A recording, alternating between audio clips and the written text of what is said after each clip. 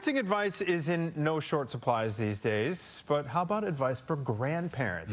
As a lot of us know, oftentimes parents' work schedules means that grandparents wind up playing unexpectedly major roles in the lives of young children and teenagers. So in this week's installment of My Dad Phil Ponce back live in studio here. He is bringing us this morning the 5 things that every grandparent should tell their grandkids. Dad, welcome back. Thank you so much for returning to studio here. Thank you very much. You know, I'm not sure how good a job I did raising you, but I'm trying to do a better job. You're getting another crack at it.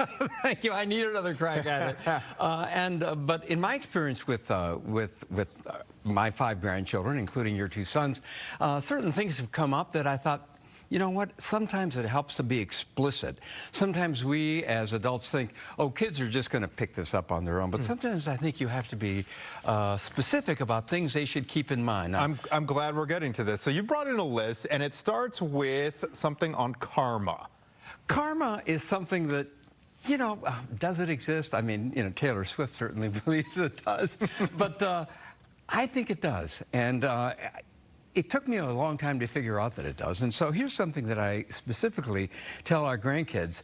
Number 1, when you do something nice for something nice happens to you. And sometimes when you're not a nice person, someone is not very nice to you. Again, it's something that doesn't hurt to tell somebody from the get-go. And in your life experience, that the karma has been at play.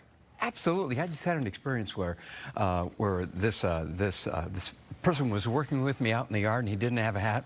Big deal. I went out and got him a sun hat. And that day we got a really nice note from a neighbor just saying, you know, welcome to the neighborhood and all this stuff. And you have to make the connection. From a different neighbor. From a different neighbor. And likewise, sometimes, you know, I haven't been my best self, and then something kind of crummy happens to me, but you have to be aware of the connection. And I think it's okay, and it's a positive thing for kids to realize that there is a connection between what they put out and what they get back. All right, let's go to number 4. Number 4, losing your temper. Listen, this is something all of us do. We all lose our temper.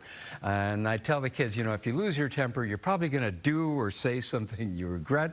Sometimes we're just full of frustration, and, you know, it's hard for us to sort of contain ourselves physically, probably harder for kids. And I say, you know what, if you got to hit something, hit a pillow or hit a cushion or hit a mattress, you know, don't hit the wall. It can be a stress reliever to do that. Okay, number 3 is about helping those in need at times. And it has to do with it has to do with getting bullied. If you see I tell the grandkids, if you see somebody getting bullied, say something like leave her alone, or ignore them, or come with me. And if you can't get personally involved, at the very least get help, because if you were getting bullied, you would want somebody to help you out. And I remember this. There was an incident when I was younger, and I didn't feel like I had the tools at the time. I actually saw a bullying incident when I was in high school. I was a 98-pound freshman. There were some older kids involved bullying a younger student, and I just didn't have I remember not having really the language for it or the confidence. You know, you told me about that, and that really bothered me, because I thought, why didn't I specifically say, if you see somebody getting bullied, just, you know, if you can't personally help them, then get help.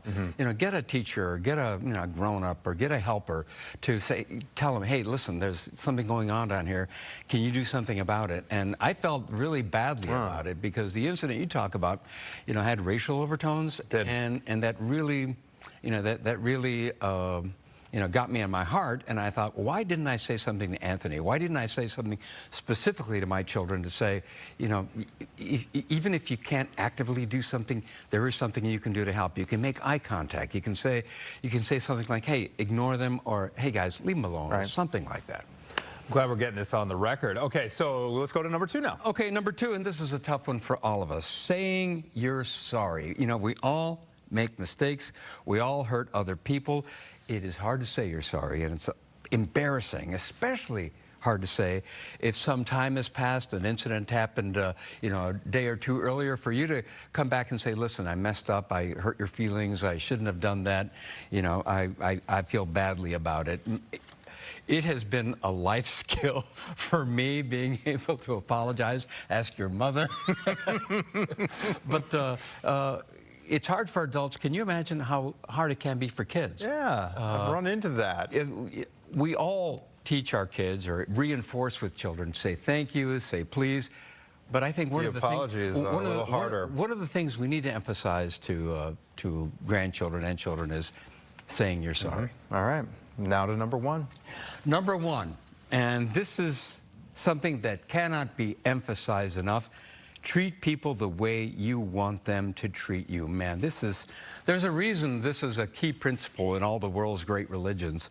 And I tell the kids, you know, you like it when people are nice to you, so be nice to them.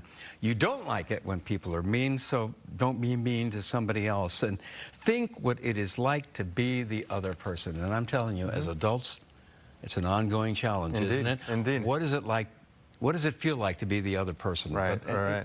This one, and I assume as parents, you know, you and Maggie have deal with this with your sons, but as a grandparent, I think this one is so important that you really have to emphasize it as grandparents. What I'm talking about, you know, these five things, they're not profound, but, you know, they're real.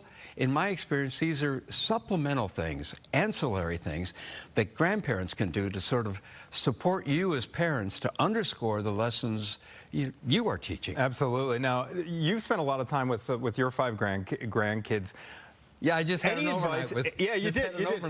Before we let you go, any advice on getting these effective ways to get these messages through to young people? You know, the way I do it is I kind of sneak them in conversations. I don't sit down and say, okay, kids, here are the 5 rules. But as a matter of fact, when I was preparing for this segment, I showed this list to our oldest granddaughter, Fiona. There she is standing on my back as she's climbing on a tree. And I said, Fiona, is there anything you would add to this list? And so she looked at the list, spent a little time with it, and she said, yeah, here's something that I would come up with. And this is what she said. She said that she would add, be a good example. Don't follow others who are a bad example. Very nice, and I thought Fiona. I thought that was really good. I love it. Thank you for bringing this in, Dad. We really appreciate it. I'm going to let you go. You're going to pick up Theo or drop Theo off at camp in a little bit. Right, I am. Right? Still on duty. I'm on the clock. Thanks for doing that, by the way. You bet.